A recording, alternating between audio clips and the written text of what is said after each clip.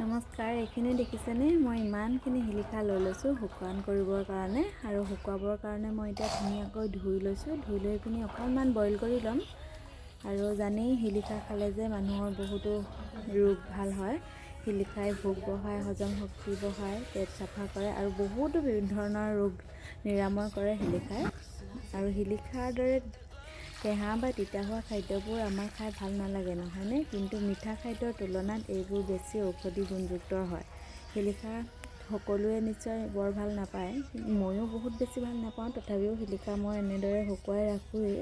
কেতিয়াবা আলহী আহিলেও দিবলৈ হয় বা নিজেও খাব পাৰি। এয়া বইল কৰিবৰ কাৰণে উঠাই দিলোঁ। এখনত মই নিমখ অকণমান দি পিনি এইখিনি উঠাইছোঁ আৰু ইয়াত মই নিমখ দিয়া নাই। এয়া উতল আহিছেই, দেখিছে নহয়? এতিয়া উঠাই পিনি মই এইখিনি ৰ'দত দিবলৈ লৈ যাম। ধুনীয়াকৈ উতলিছে আৰু বেছি সিজিবও দিব নালাগে আকৌ দেই। এইখিনি দেখিছেনে? বইল হোৱাৰ পাছত এতিয়া মই নমাই ল'লোঁ। এইখিনি নিমখ দিয়াখিনি হয় আৰু ইয়াক কুটি থৈছোঁ অকণমান। এতিয়া এইখিনি ৰ'দলৈ লৈ যাম।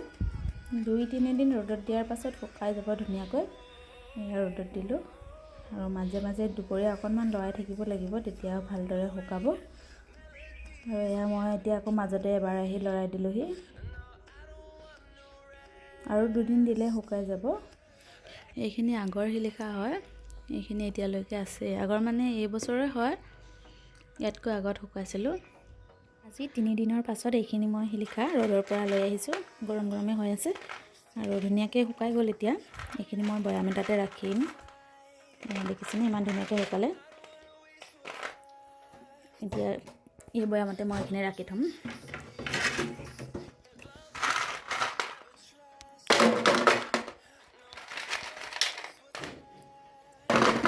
বৈয়ামটো মোৰ প্লাষ্টিকৰ হ'ল, চিচাৰ বৈয়াম এতিয়া খালী হৈ থকা নাই, সেইকাৰণে মই ইয়াতে ভৰাই ৰাখিছোঁ।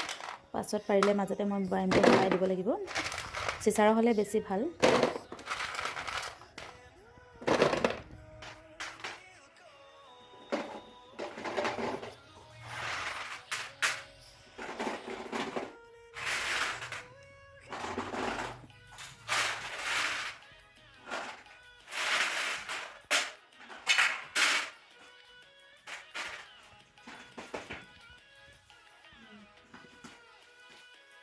আৰু এইখিনি গুড়ি কৰি ৰাখি থ'ম, ৰাতিপুৱা গৰম পানীত এচামুচকৈ দি খাবৰ কাৰণে।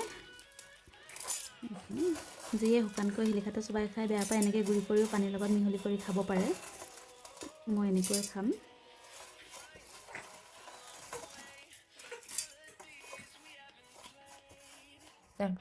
এইখিনি ইমান ধুনীয়াকৈ গুড়ি হৈ গ'ল, দেখিছেনে? পানীত গুলি খাবৰ কাৰণে বহুত ভাল হ'ব। কুহুমীয়া গৰম পানীত ৰাতিপুৱা খাব পাৰিব। মই এইখিনি এনেকৈয়ে খাম।